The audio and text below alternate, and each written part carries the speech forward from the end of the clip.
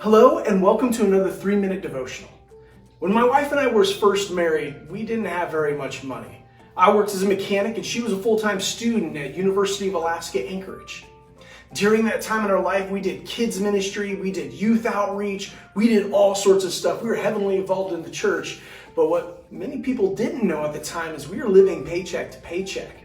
It was tough to get through that season. Now, some days though, we would come home after a long day of work, late in the evening after doing a vacation Bible school or after doing something with the youth. We'd walk up our steps to our little apartment, and there, right in front of our door, would be a box full of groceries for us. Those little acts of kindness sustained us during that time. To this day, I have no clue who left us those things of groceries, so if you're watching this, thank you. Your act of kindness, your act of love toward us helped us out in a really hard time. And it conveyed the heart of the Father toward us as well. Just a couple days ago, we heard about the Good Samaritan and how he showed God's love to somebody who would have been considered an enemy. But you know, the Bible actually has other stories of people showing kindness in extravagant ways. There's actually an awesome story in Luke chapter 5 where we see a group of friends carry their paralyzed friend to Jesus. Now, when they get to the house is so crowded they can't get in the front door. So what these guys did was they climbed up onto the roof of the house and they dug a hole through the roof. Now, I don't know about you, but if that was my house, I probably would have been a little upset.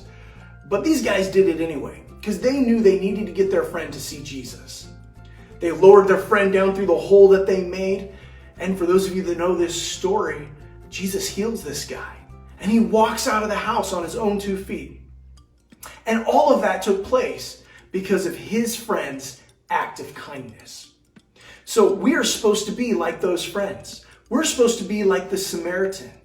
Jesus said, go and do likewise. So my challenge for you today is this. What is it that you can do to show God's love to the people around you?